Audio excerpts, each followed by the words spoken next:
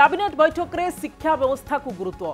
5T जरिया होता smart school को नहीं पूर्व सरकार को टार्गेट कर मुख्यमंत्री मोहन माझी कौन डीपीआर न थाई 5T नारे स्कूल रूपांतरीकरण को तात्सल्य करिसेंती भित्तिभूमि न थाई शिक्षक न थाई स्कूल को स्मार्ट स्कूल ना दिया जाइथिला पिला हरण गुणन जान नथिबा बेले स्मार्ट स्कूल ले किभली पाठ पढ़िबे बोली प्रश्न करिसेंती केवल पुराना कांथरे रंग मारी स्मार्ट स्कूल करा जाइथिबा कहिसेंती आज कैबिनेट बैठक में एने बड़ निष्पत्ति निया जाइछि आदर्श विद्यालय माध्यम रे प्रति उच्च विद्यालय स्मार्ट हेबो प्रति पंचायत रे गोदावरी मिश्र आदर्श प्राथमिक विद्यालय प्रतिष्ठा पाई कैबिनेट रे निष्पत्ति होइछि 6794 पंचायत रे आदर्श विद्यालय हेबो प्रति स्कूल पिछा खर्च हेबो 4 रु 5 कोटी टंका एथिपाई मोट बजेट रही 12,000 कोटी 4 वर्ष मध्य काम सारिबाकू लक्ष्य धार्य होइछि।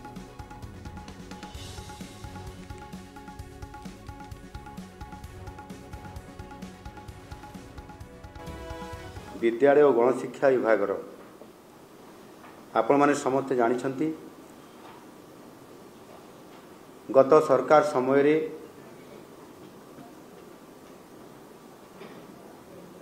5T नारे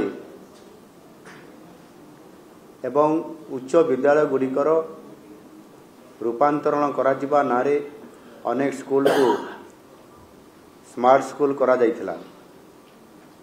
एवं से स्मार्ट स्कूल गुड़िकर जदि आमे भल भाव तर्जमा करिबा देखिबा ताले वास्तविक 5T किंबा स्मार्ट स्कूल संज्ञा कौन से आधार रे आमे जो ताहार गोटे स्वतंत्र ताहार गोटे गाइडलाइन रहिबा कथा स्वतंत्र भाव में तार डीपीआर रहिबा कथा से आधार रे करा जिबा कथा मते जहाँ लगिला जे उच्च विद्यालय गुड़ी को स्मार्ट स्कूल करने नारे रूपांतरण करने नारे 5T विभाग द्वारा करा जिबा ये प्रकार गोटे जेभली भाव ओडिशार लोकन को एथिरे संपूर्ण भाव स्मार्ट स्कूल करने नारे जेभली भाव बिना योजना रे बिना एस्टिमेट रे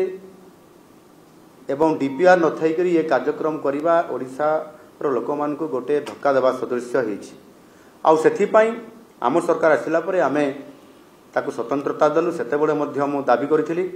आ सौभाग्य आज आम सरकार आसिला परे मु मध्य ए सरकार रो मुखिया हला परे प्रति उच्च विद्यालय जोटा स्मार्ट स्कूल बा ट्रांसफॉर्मेशन बा रूपांतरण जोटा करा जाइछि एवं जो विद्यालय गुड़िक मध्य अछि से विद्यालय उच्च विद्यालय को स्ट्रेंथन करने स्मार्ट करने हेले गोटे गोटे ताहार फीडर स्कूल हिसाब से प्राथमिक विद्यालय को गोटे पंचायत अंतत गोटे विद्यालय को एक आदर्श विद्यालय रे रूपांतरित करने आम सरकार निष्पत्ति नहीं आज प्रथम ये कैबिनेट प्रथम क्रमिक संख्यार आज स्थानित होता और आलोचन आज पास होती मोर आपण मान पाखे मत रखा कथा जे निश्चित भाव गोटे मॉडल स्कूल करने आम निष्पत्ति नहीं से मॉडल स्कूल नाम आम नामकरण करूँ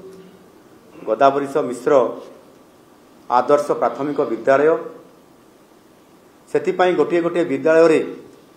4 कोटी रु 5 कोटी पर्यंत खर्च करा तार